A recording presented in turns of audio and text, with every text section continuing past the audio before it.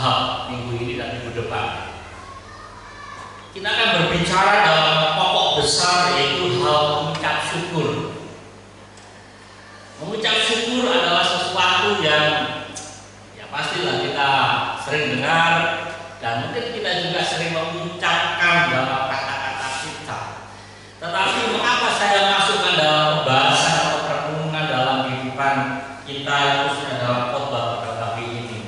Saya merindukan bahwa kehidupan kita sebagai orang percaya, di saat kita mengatakan aku mengucap syukur, ini bukan sekedar hanya di bibir, tetapi itu benar-benar keluar dari kedalaman hati kita. Supaya apa? Saya saudara dapat menikmati akan namanya kuasa daripada ucapan syukur. Mengapa seringkali kita mengatakan aku bersyukur, tetapi kita tidak mengalami makna daripada mengucap syukur ini? Apa saudara sekalian, kita akan lihat di dalam 1 Tesalonika pasal 5 ayat yang ke-18. 1 Tesalonika pasal 5 ayat yang ke-18, kita akan baca bersama-sama dengan satu ayat ini. Oke, 1, 2, 3. Mengucap syukurlah dalam segala hal, sebab itulah yang dikehendaki Allah di dalam Kristus Yesus bagi kamu. Bapak saudara sekalian, Rasul Paulus jelas menyatakan kepada jemaat di Tesalonika bahwa dikatakan mengucap syukurlah dalam segala hal. Yang jadi beban kita, pikiran kita adalah kata-kata dalam segala hal. Kalau hari ini gaji kita naik, ya oke, kita dapat mengucap syukur. Kalau kemarin hasil panen kita sawit, saya dengar-dengar ini sawit ini naik, puji Tuhan, haleluya. Kalau nggak mau ucap kan, ya semangat ya. Biasanya nebas ini cuma setengah hari, bisa sampai jam 5 sore ya kan? Karena apa? Sawitnya naik ya kan harganya. Kalau segala sesuatunya itu berjalan dengan baik dan seperti yang kita inginkan dan harapkan, no problem kita katakan aku ucap syukur kepada Tuhan. Tetapi dikatakan oleh Rasul Paulus mengucap syukurlah dalam segala hal. Artinya apa? Dalam situasi yang baik atau tidak baik, Rasul Paulus katakan mengucap syukur. Amin.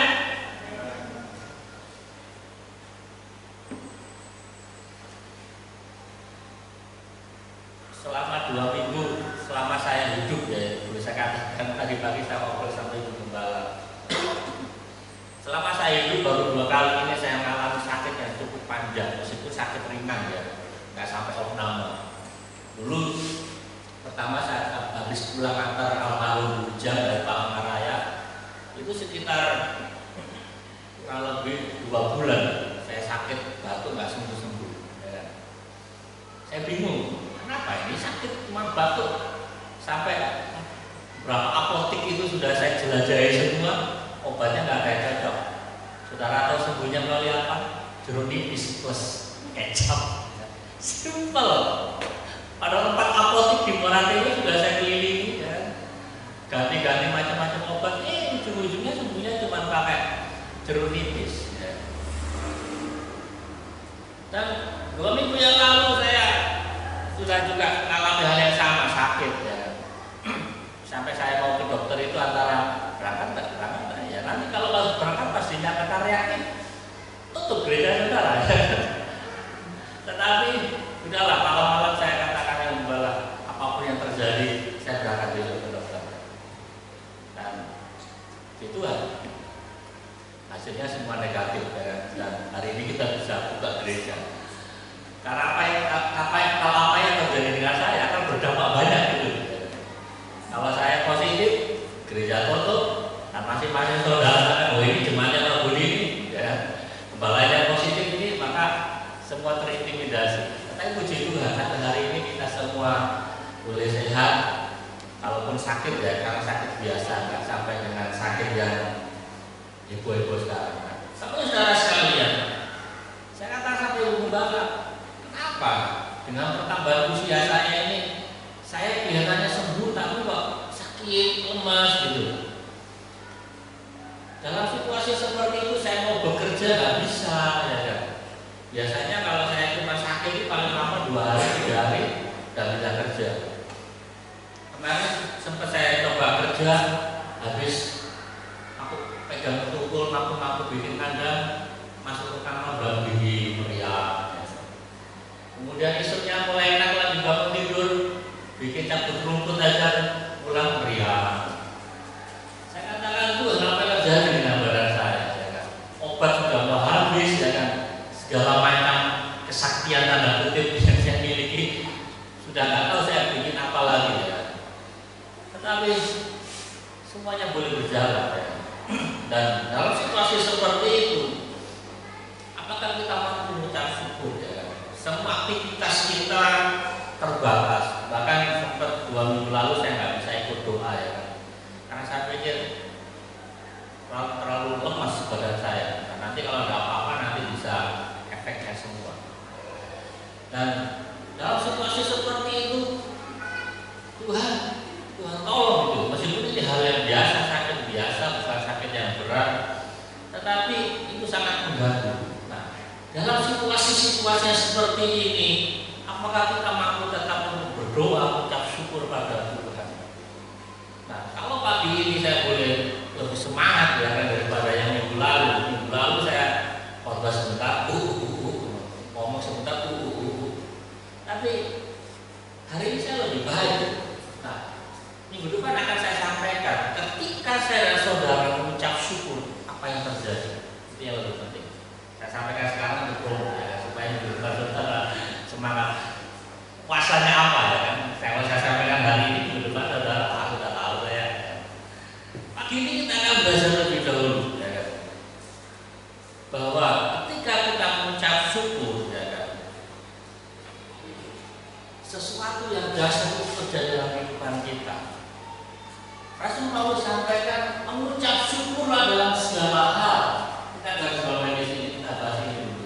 Sebab itulah yang dikehendaki Allah dalam Kristus Yesus bagi kamu. Kamu ini bukan orang dunia. Kami adalah jemaat. Jemaat di Tesalonika saat itu secara umum saya dan saudara. Artinya ketika kita mengucap syukur, maka itu adalah sesuatu yang menyenangkan hati Tuhan. Amin. Ketika kita mengatakan aku bersyukur pada Tuhan, ini adalah sesuatu yang dikehendaki Allah. Dan artinya dikehendaki Allah adalah itu adalah sesuatu yang menyenangkan Tuhan. Sama seperti kita punya anak, kemudian kita katakan sama anak kita, ayo kalau bangun pagi bersihkan tempat tidur, ya kan? Kemudian ayo coba nyapu, bantu yang cewek-cewek, bantu mama kerja di dapur. Itu yang kita kehendaki orang tua. Kemudian hari-hari berikutnya tanpa kita menyuruh, ya kan? Kita orang tua tanpa memberikan perintah yang kedua dan yang ketiga, kemudian anak-anak kita melakukan seperti apa yang kita mau. Kita orang tua sama nggak? Wah, ini anak saya mau tidur, tempat tidurnya sudah rapi, ya kan? Biasanya selimutnya itu berhamburan semua, ya kan? Spraynya itu berhamburan, tapi hari ini kok lebih rapi, ya. Artinya apa? Ia melakukan apa yang kita kehendaki. Sebagai orang tua, perasaan kita bagaimana? Senang apa? Kita pasti senang. Nah, artinya bisa kita mengucap syukur dalam segala. Ini adalah sesuatu yang dikehendaki Allah di dalam Kristus Yesus dari kita. Nah, tapi salah sekalian di bawah kolong langit ini, kita yakini bahwa tidak ada perkara yang terjadi tanpa seizin dan sekehendak Allah. Ini yang perlu kita garis bawahi. Ketika kita melakukan sesuatu dalam kehidupan kita, segala hal, apakah itu sesuatu yang enak atau tidak enak, mari kita memiliki sebuah keyakinan bahwa itu terjadi karena seizin daripada kita. Saya kasih satu bocoran pada saya di depan. Ayo katakan seperti ini. Apakah kita hanya menerima yang baik saja daripada Allah? Ini salah satu bocoran, satu ayat saja.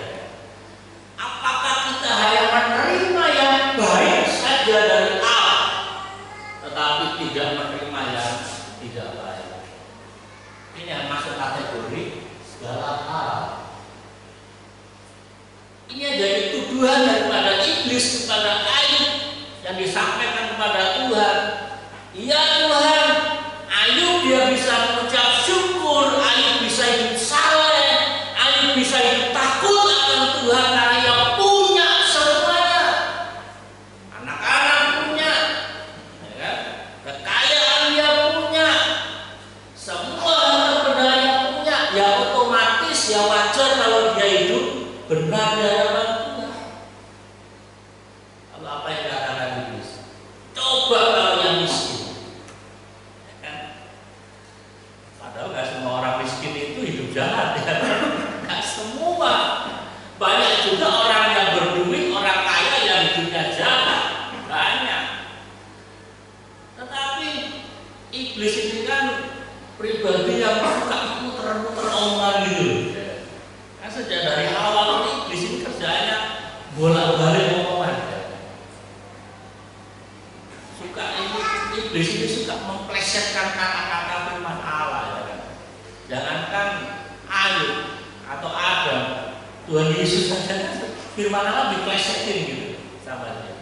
Nah, apa saudara sekalian, ketika kita mengucap syukur, artinya kita ini sementara mempercayai bahwa apa yang kita alami adalah seujung daripada Tuhan.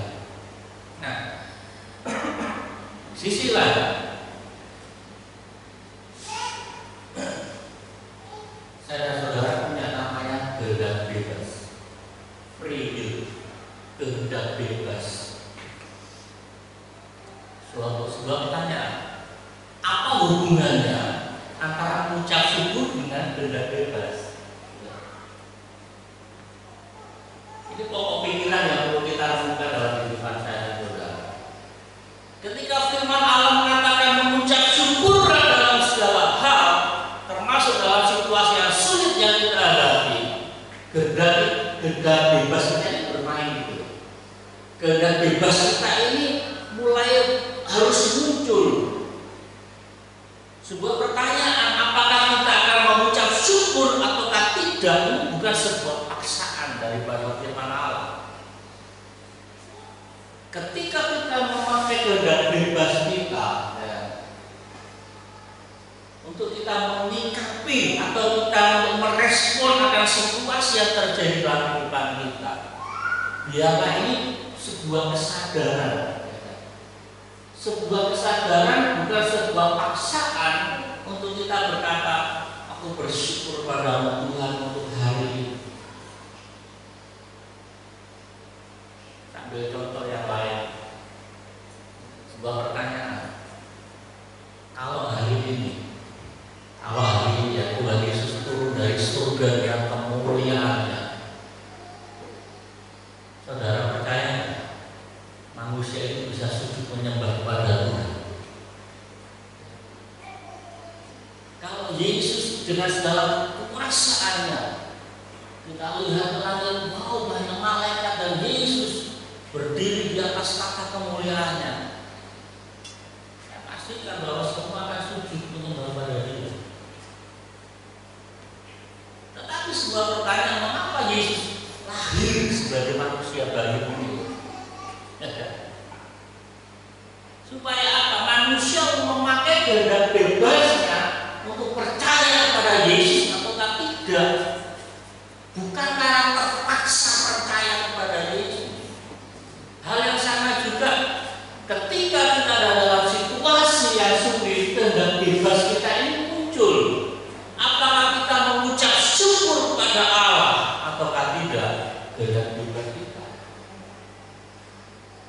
Di depan kita akan kembali belajar itu, bahwa Tuhan itu menginginkan bahwa segala sesuatu yang kita lakukan itu sebuah kerelaan, bukan sesuatu yang kita paksakan dalam diri kita.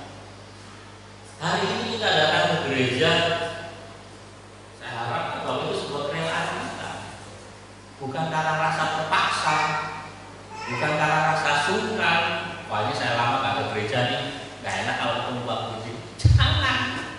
Percuma saudara ke gereja karena kalau hanya sungkan dengan saya nggak bisa menyelamatkan saudara. Saya ke gereja ini daripada saya di rumah duduk ya. Jangan. Tetapi pada saat kita bersekutu dengan Tuhan, kita datang untuk beribadah, ini adalah sebuah kerelaan kita. Berawal dari apa? Kehendak bebas kita. Meskipun pada saat kita bangun tidur lihat ke atas mendung, ya. Pada saat lewat keluar gerimis, ya. Gereja enggak? Gereja enggak. Kehendak bebas kita ini bermain, saudara. Dan Tuhan inginkan bahwa kehendak bebas kita yang akan membawa saudara untuk mengucap syukur dengan sebuah kerelaan, bukan dengan sebuah rasa terpaksa. Nah, bagaimana kita bisa melakukan kehendak bebas dengan baik sesuai dengan kehendak Tuhan? Harus didasari dengan pengetahuan. Makanya pagi ini saya sampaikan mengapa kita mengucap syukur, supaya kita punya pengetahuan. Mengapa hari ini saya sampaikan itu membahas tentang ucap syukur, supaya kita memiliki pemahaman atau pengetahuan. Oh ini loh, mengucap syukur yang benar itu seperti ini. Jadi kehendak bebas kita harus didasari dengan pengetahuan yang benar, bukan karena ikut-ikutan. Pada saat saudara ke gereja, saudara harus punya pengetahuan. Mengapa saudara ke gereja? Saat saudara bertahan dalam iman, mengapa saudara bertahan dalam iman kepada Yesus, harus punya pengetahuan. Saya tidak inginkan bahwa di antara kita ada yang katakan, pokoknya saya Kristen. Jangan saudara, iman kita bukan iman pokoknya. Itu namanya fanatik buta. Sebagai seorang percaya, jangan kita memiliki iman fanatik buta. Pokoknya nggak bisa, saudara. Sudah sering saya sampaikan di dalam 1 Petrus, kita harus menambahkan pada iman kita pengetahuan, iman kepada kebajikan pada pengetahuan. Artinya pengetahuan terhadap firman ini harus kita tahu. Firman Allah yang kita miliki dalam kehidupan kita, Alkitab yang saudara miliki di rumah, baca saudara. Renungkan itu supaya apa? Kita punya pengetahuan. Yesus sudah memberikan sebuah contoh ketika ia menghadapi cobaan iblis. Apa yang harus kita katakan? Ada tertulis, ada tertulis, ada tertulis. Di dalam sebuah karya ilmiah, ketika saya bikin skripsi, pendapat pribadi oke, bisa diterima pendapat pribadi, tetapi namanya pendapat pribadi harus diuji kebenarannya. Tetapi kalau kita mengutip sebuah pernyataan, mengutip sebuah buku, ini sebagai sebuah pendukung, dan kebenaran fakta daripada kutipan kita ini sudah diuji, gitu loh, cara paham. Beda kalau kita menyatakan sesuatu pendapat menurut subjektivitas kita. Wah, orang masih mempertanyakan, ya itu menurut kamu, menurut saya enggak.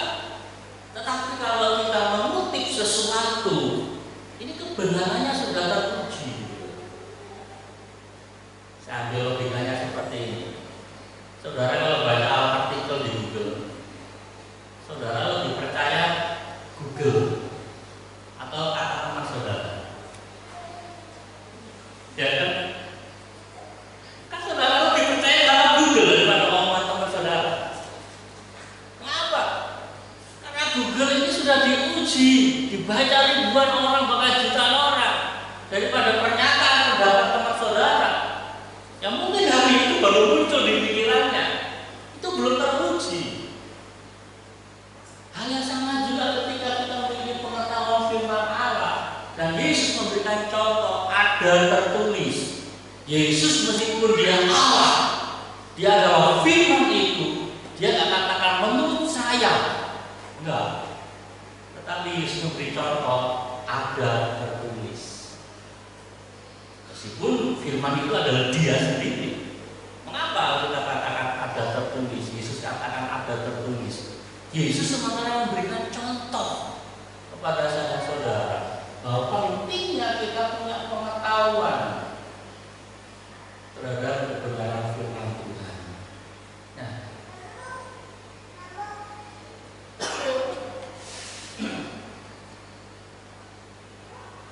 apa saudara sekalian?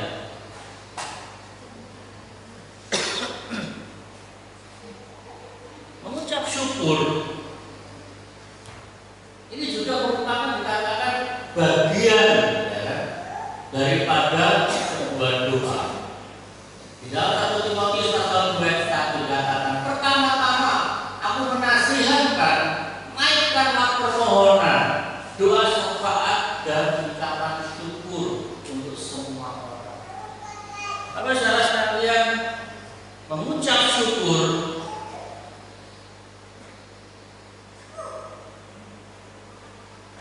merupakan unsur penting di dalam saya dan saudara berdoa.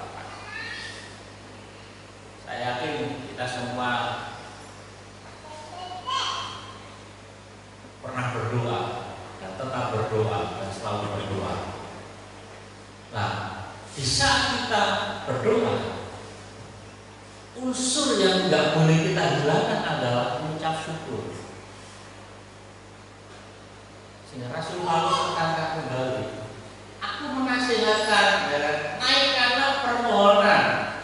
Bisa kita berdoa, itu ada namanya permohonan. Saat kita berdoa, ada namanya doa syafaat dan ucapan syukur. Ini kita bingung. Lalu apa bedanya permohonan dengan doa syafaat? Banyak para penulis membedakan seperti ini. Permohonan itu bersifat untuk kepentingan pribadi kita. Tuhan berkati pekerjaan saya, Tuhan berkati anak-anak saya, lebih condong kepada diri kita. Tapi berbicara tentang doa syafaat adalah doa yang dicondong kepada orang lain. Maksudnya tidak ada kaitan dengan kita. Kita berdoa untuk pemerintah. Sehingga hal yang sama juga Rasul Paulus sampaikan, doalah untuk para pemimpin. Doakanlah kotamu karena kesejahteraan kota aku buat, maka itu jadi kesejahteraanmu juga. Berarti kan kata Yesaya dikatakan, di mana aku buang, engkau aku buang. Artinya ketika bangsa Israel ini mengalami sesuatu yang sulit, yang dibuang ke bangsa lain, ada sebuah kewajiban bagi umat Tuhan untuk mendoakan akan orang atau bangsa yang menjajah mereka. Kalau kita pikir, Tuhan ngapain saya berdoa untuk bangsa yang menjajah saya? Ngapain saya berdoa untuk orang yang menyakiti saya? Kalau logikanya seperti itu. Tetapi kalimat berikutnya dikatakan, karena kesejahteraan kota itu adalah kesejahteraan kita juga. Nah, hal yang sama juga, mungkin kita nggak dalam posisi dibuang, mungkin kita tidak dalam posisi kita sedang dijajah, tidak. Hari ini kita di gerejanya ada banyak yang pendatang, termasuk saya, Pak Maujab, ya kan. Dan ada beberapa di antara kita yang memang bukan asli orang Marathe. Sebuah pertanyaan, apakah kita ada di kota ini hanya untuk bekerja dan mendapatkan uang? Ya. Mungkin kita pikir masalah keamanan itu kan urusan TNI Polri. Untuk masalah kemajuan kota kan itu urusannya bupati. Saudara bayangkan, ketika para pemimpin di kota ini mengambil sebuah keputusan, sebuah kebijakan yang tidak membangun kota, harga-harga naik semua, keamanan tidak terjamin, apakah kita hanya menyalahkan mereka? Padahal kita punya peranan untuk berdoa. Tuhan berikan hikmat bagi para pemimpin di kota ini. Tuhan berikan keberanian bagi para pemimpin, ya kan, untuk mengambil keputusan yang benar. Ada sebuah peranan kita orang percaya untuk mendoakan mereka. Nah, Bapak saudara sekalian, ketika kita berdoa syafaat itu yang terjadi, ya. Kita berdoa untuk orang lain yang mungkin orang itu nggak kenal dengan kita. Dan saya tahu hari ini bupati nggak kenal dengan saya. Meskipun saya tahu bupati dari utara di Tegal saya, tapi dia nggak tahu dari yang begitu siapa ya. Ini orang mana, dari mana kan dia nggak tahu.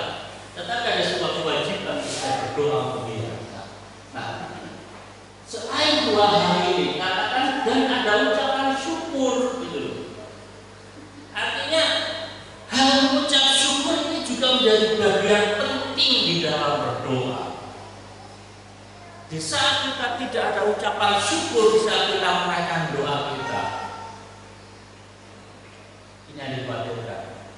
Kita datang kepada Tuhan hanya sekedar berisi keluhan-keluhan. Kita datang kepada Tuhan hanya berisikan ini permohonan yang hanya isinya curhat sama Tuhan. Sebuah pertanyaan, kalau kita datang kepada Tuhan dalam doa hanya isinya keluhan, rasa gerutu, sampai berapa lama kita mampu berdoa? Tidak ada rasa syukur dari kita, padahal ada banyak sisi-sisi yang banyak Tuhan sudah nyatakan dalam hidup saudara untuk kita mengucap syukur. Tadi saya katakan kalau pagi tadi saya bisa bangun, saya rasa badan saya fit, sehat. Ini adalah sebuah berkat daripada Tuhan. Pagi-pagi saya bisa menikmati kopi, secangkir kopi yang hangat. Wow, rasanya beda gitu. Apakah kita nggak bisa mengucap syukur atas hal itu? Nah, sesuatu yang kita alami itu menjadi sebuah dasar untuk kita mengucap syukur di dalam doa kita. Makanya pada saat kita berdoa pada Tuhan, 3 unsur ini mesti kita usahakan selalu kita sampaikan kepada Tuhan. Saya kasih gambaran logika seperti ini. Seumpama iya mau butuh HP ya kan, dan dia datang sama mamanya, "Mah, mama ini hari ini kok cantik ya?" Padahal di belakangnya sudah ada konsep, "Aku perlu HP baru." Tapi di awal dia katakan, "Wah, mama ini baik ya kan, mama hari ini cantik banget ya." Di awal itu sudah naikkan ucapan syukur, mama ini baik, mama ini cantik. Maka pada saat menyampaikan poin permohonan berikutnya, maksud lo apa ya? Ini HP itu udah rusak mah ya. Kan sesuatu yang mudah terjadi. Dibandingkan dari awal ngomong, males saya sama mama ini. Mama ini tak baik. Kemudian menyampaikan permohonan, tapi saya rusak mah, minta yang baru. Apa yang terjadi? Berbeda.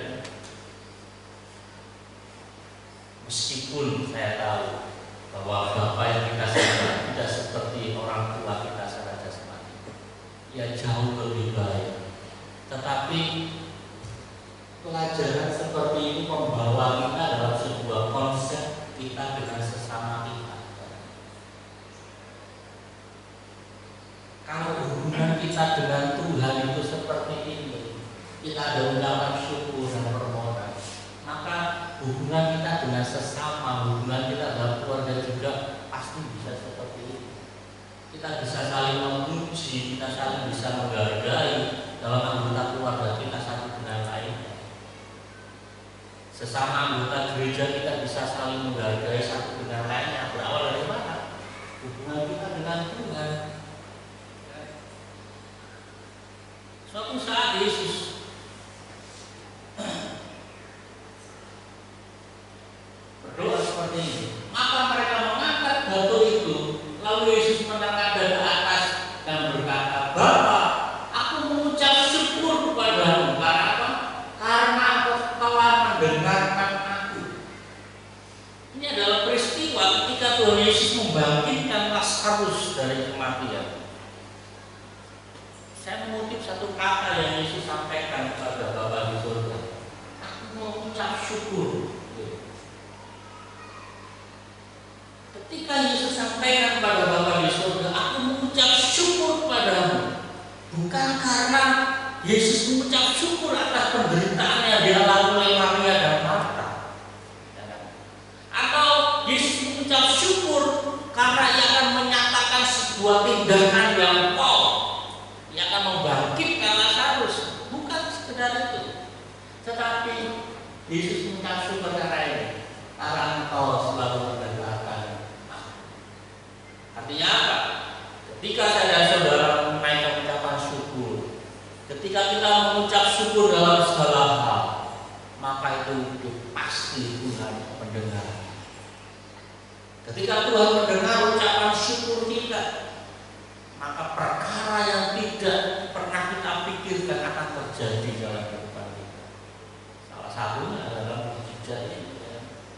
Salah satunya adalah mukjizat di mana Lazarus dibangkitkan dari kematian. Ketika saya dan saudara mengucap syukur, maka kematian apapun terjadi dalam kehidupan kita akan Tuhan bangkitkan. Kematian semangat dalam hidup kita, kematian atas semua apa yang kita rencanakan, semuanya gagal, semuanya tidak berhasil. Saat kita mengucap syukur dan kita yakin Tuhan mendengar, maka Tuhan sanggup membangkitkan dalam kehidupan kita. Karena selanjutnya adalah ketika kita mengucap syukur, ini adalah bagian dari sebuah pujian kepada Allah. Mazmur 44 ayat 8 dikatakan, karena Allah kami nyanyikan puji-pujian sepanjang hari, dan bagi nama-Mu kami mengucap syukur selama-lamanya. Pemazmur sampaikan pada kita bahwa kita mengucap syukur bukan hanya sehari dua hari, bukan sebulan dua bulan kita mengucap syukur, bukan setahun dua tahun kita mengucap syukur, tetapi dikatakan apa? Selama-lamanya. Artinya hal yang sengaja yang seperti Rasul Paulus sampaikan, kita mengucap syukur dalam segala hal itu adalah selama kita hidup. Selama kita hidup adalah sebuah kewajiban bagi saya dan saudara untuk kita mengucap syukur. Nah, kalau kita lihat di dalam Alkitab, konteks atau perikop pasal 44, saudara bisa lihat di Alkitab, itu bukan sesuatu yang baik. Konteks ayat ini, judul perikop dari pasal 44 adalah apa? Saudara bisa lihat di Alkitab dengan judul Jeritan Bangsa yang Tertindas. Bukan perikopnya mengatakan Israel mengalami pembebasan. Saudara bisa lihat di Alkitab, saya tuliskan di depan, yaitu dengan judul Jeritan Bangsa yang Tertindas. Ya sama seperti di awal tadi saya sampaikan bahwa kita mengucap syukur. Saya baca kita cepat. Dikatakan, ya Allah, dengan telinga kami sendiri telah kami dengar, nenek moyang kami telah menceritakan kepada kami perbuatan yang telah kau lakukan pada zaman mereka, pada zaman purbakala. Engkau sendiri dengan tanganmu telah menghalau bangsa-bangsa, tetapi mereka ini kau biarkan bertumbuh. Suku-suku bangsa telah kau celakakan, tetapi mereka ini kau biarkan berkembang. Sebab bukan dengan pedang mereka menduduki negeri, bukan lengan mereka yang memberikan kemenangan, melainkan tangan kananmu dan lenganmu dan cahaya wajahmu. Sebab engkau berkenan kepada mereka, engkau rajaku dan Allahku yang memerintahkan kemenangan bagi Yakub. Dengan engkaulah kami menanduk para lawan kami, dengan namamu lah kami menginjak-injak orang yang bangkit menyerang kami. Sebab bukan kepada panahku aku percaya, dan pedangku pun tidak memberi aku kemenangan, tetapi engkaulah yang memberi kami kemenangan terhadap para lawan kami, dan orang-orang yang membenci kami kau beri malu. Karena Allah kami, tadi ayat ini, karena Allah kami yang nyanyikan puji-pujian sepanjang hari, dan bagi nama kami mengucap syukur selama-lamanya. Ini adalah perikop atau judul tentang jeritan bangsa yang tertindas. Apa yang menjadi dasar? Gitu. Mungkin kita berpikir, merenungkan, Tuhan kalau saya susah, apa yang jadi dasar saya mengucap syukur? Mungkin kita katakan, Pak, saya nggak mau munafik. Saya ini susah, bagaimana saya bersyukur? Saya nggak mau munafik. Daripada saya munafik, lebih saya diem, saya nggak katakan baik-baik.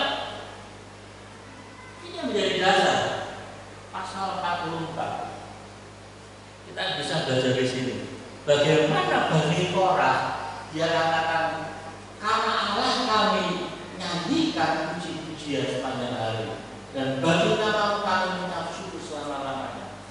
Apa yang menjadi dasarnya itu? Kalau kita kembali ke atas tadi, mereka mengingat akan kebaikan Tuhan, mereka mengingat akan pertolongan Tuhan di masa yang lalu. Sebuah pertanyaan penting buat kita. Apakah di antara kita tidak pernah mengalami pertolongan Tuhan? Apakah di antara kita sepanjang hidup kita tidak pernah mengalami sesuatu yang baik daripada Tuhan sebagai dasar atau pijakan untuk kita katakan Tuhan baik? Kalaupun saya katakan, kalaupun saya dan saudara tidak punya pengalaman yang baik dari Tuhan, kembali kepada Alkitab. Karena Allah ini, Allah yang disembah bangsa Israel dengan Allah yang kita sembah adalah Allah yang sama. Tapi saya yakin percaya, tidak mungkin di antara kita tidak pernah mengalami kebaikan Tuhan. Sekecil apapun dalam kehidupan kita, kita pasti pernah mengalami kebaikan Tuhan. Nah, tapi saudara sekalian, kita lihat di dalam Mazmur pasal 22. Katakan padalah Engkau yang kudus dan bersemayam di atas puji-pujian orang Israel. Apa saudara sekalian, ucapan syukur merupakan bagian daripada sebuah pujian. Ketika kita mengucap syukur saat kita memuji Tuhan, mari katakan Tuhan bersemayam. Bersemayam itu apa ya? Duduk, berbaring santai. Tadi sudah saya kasih contoh tentang dia saat dia memuji-muji mamanya tenang, senang gitu. Saya yakin bahwa tidak ada manusia yang tidak ingin dipuji. Tapi saudara sekalian, manusia diciptakan sebagai makhluk pemuji. Manusia diciptakan Allah dengan satu tujuan, sebagai makhluk penyembah dan pemuji. Ketika manusia ini tidak menyembah Allah yang kudus, ketika manusia ini tidak memuji Allah yang kudus, ada sebuah panggilan dalam diri manusia untuk dia terus memuji. Nah, sebuah pertanyaan, kalau manusia ini tidak memuji Allah yang kudus, padahal ada sebuah panggilan dalam diri manusia untuk dia tetap memuji. Pertanyaannya, lalu pujian itu diarahkan kepada siapa? Bisa jadi pujian yang ada akan disampaikan kepada diri. Pujian akan disampaikan kepada diri sendiri. Pujian akan disampaikan kepada, saya katakan, kepada setan, iblis, dan sebagainya. Karena apa? Tuhan menciptakan manusia itu dengan sebuah konsep bahwa manusia itu adalah makhluk penyembah, makhluk pemuji. Makanya di dalam kekristenan dan di dalam sejarah Israel ini nggak bisa dilepaskan daripada pujian. Bahkan kalau kita mau pelajari di dalam Alkitab, ketika bangsa Israel ini pergi berperang, mereka tidak serta-merta membawa tentara, tetapi yang selalu disertakan adalah kelompok Lewi. Saudara tahu Lewi apa pekerjaannya? Dia membawa persembahan kepada Tuhan. Kalau dipikir apa hubungannya persembahan tabut perjanjian dengan perang? Kalau saya logika perang ya bawa pedang dan tombak gitu. Tapi mengapa orang ini harus ikut berperang? Ya kan? Karena sebuah konsep ketika umat Israel ini memuji Tuhan dan Tuhan bersemayam di atas pujian umatnya, maka Tuhan akan turun tangan menyelesaikan masalah mereka. Ya, dalam pembacaan yang sudah kita baca tadi, bukan kepada pedang percaya, bukan kepada tombakku yang membawa kemenangan yang sudah kita baca tadi,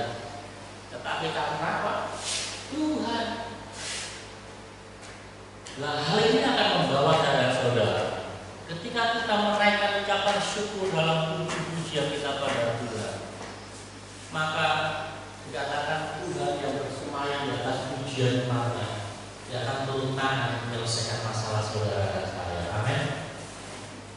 Saat kita dalam situasi sulit, tapi kita menguatkan hatinya, untuk kita pakai perkataan daripada Mazmur Daud, "Hei jiwaku, pujilah Tuhan." Artinya apa? Kita paksa kepada jiwa kita, pujilah Tuhan, lihat kebaikan Tuhan, lihat Tuhan Allah kita ini adalah Allah yang hidup. Jangan hanya terus melihat fakta yang terjadi. Fakta kita masalah lumpuh, tapi kita akan katakan pada jiwa kita, "Hai jiwamu, pujilah Tuhan." Karena apa bisa kita memuji Tuhan? Karena Tuhan bersemayam. Dan kalau Tuhan hadir, kalau Tuhan yang akan firman-Nya dalam kehidupan kita, maka segala sesuatunya akan berubah. Seperti pujian tadi dikatakan, "Ku yakin saat kau berfirman, ku menang saat engkau bertindak." Yang terakhir yang perlu kita renungkan adalah mengucap syukur merupakan gaya hidup orang percaya. Bapak saudara sekalian, di dalam satu kisah yang dalam pelayanan Tuhan Yesus, secara khusus Tuhan Yesus atau Lukas menuliskan hal ini, lalu tersyukur di depan kaki Yesus dan mengucap syukur kepadanya. Orang itu adalah seorang Samaria. Apa saudara sekalian, kisah ini adalah cerita tentang orang kusta yang disembuhkan. Ketika Tuhan Yesus sedang berjalan, maka 10 orang kusta, kita tahu cerita ini, mereka berteriak-teriak dari jauh, "Guru, guru, maukah engkau menyembuhkan kami?" Mereka nggak bisa dekat-dekat. Mereka berteriak dari jauh. Dan singkat cerita Yesus katakan, "Pergilah, tunjukkanlah dirimu kepada para imam." Ini memang sebuah prosedur bahwa yang berhak menyatakan orang itu sembuh dari sakit kusta adalah imam. Sehingga Yesus katakan, "Pergilah, ya, tunjukkan dirimu kepada imam." Dan apa yang terjadi? Ketika dalam perjalanan, maka 10 orang kusta itu menjadi tahir, menjadi sembuh. Tetapi dikatakan orang ini saja, orang Samaria saja yang datang kembali pada Yesus. Dikatakan ia tersyukur, ia mengucap syukur kepada Tuhan. "Tuhan, terima kasih, aku sudah menjadi tahir, aku sudah menjadi sembuh." Sebuah pemikiran saya dan saudara, mengapa cerita ini diangkat oleh Lukas? Saya tahu bahwa dalam kitab, dalam pelayanan Yesus ada banyak cerita-cerita apa yang Yesus kerjakan, tetapi nggak semuanya ditulis. Kisah ini memberitakan kepada saya saudara bahwa hal mengucap syukur ini harus menjadi sebuah gaya hidup. Artinya gaya hidup apa? Sesuatu yang harusnya menjadi otomatis, gitu. Sesuatu yang harus kita kerjakan sebagai umpama kita dikatakan seperti ini. Saya ngajar anak-anak kamu kalau dikasih orang katakan apa? Terima kasih. Umpama saudara kasih sesuatu pada orang, kemudian orang itu terima dan pergi. Gimana perasaan saudara? Barang diterima tetapi jangan ngomong apa-apa ABC.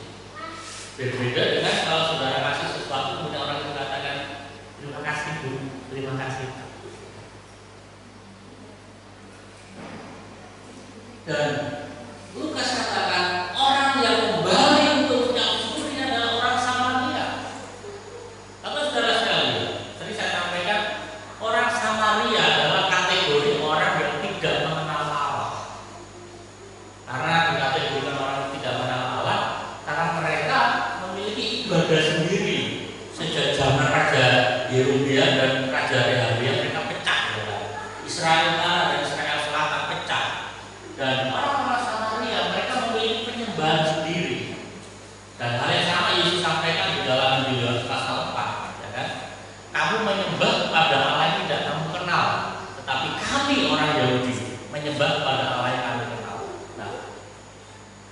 sebuah pertanyaan, mengapa orang yang dikatakan tidak mengenal Allah yang tahu mengucap syukur dibandingkan 9 orang lainnya, orang Israel dikatakan orang yang notabene tahu tentang Allah, tetapi mereka tidak kembali berterima kasih. Mungkin hal ini disampaikan oleh Lukas menjadi sebuah peringatan dan teguran bagi saya dan saudara. Jangan sampai kita yang katakan aku mengenal Allah, tetapi kita tidak tahu berterima kasih kepada-Nya. Ada banyak kebaikan yang Tuhan nyatakan bagi kita, tetapi kita tidak pernah mengucap syukur kepada Tuhan. Masalah ekspresi kita mengucap syukur beda-beda. Ya. Kalau dalam cerita ini dikatakan orang ini mengucap syukur sampai tersungkur, ya. Ini sebuah ekspresi. Ya. Yang penting adalah ucapan syukurnya itu. Ya. Ia kembali kepada Tuhan yang tersungkur di depan kaki Yesus sebagai rasa ekspresi atas kebaikan Tuhan. Mari Bapak Saudara sekalian,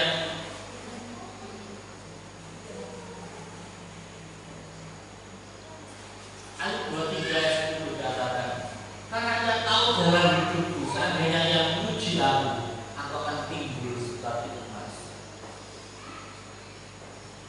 Apa maksud daripada ayat ini saya sampaikan kepada kita? Situasi yang buruk bukan sebuah halangan untuk saya dan saudara untuk kita menaikkan ucapan syukur. Mengapa? Karena apa yang terjadi dalam hidup kita Tuhan tahu.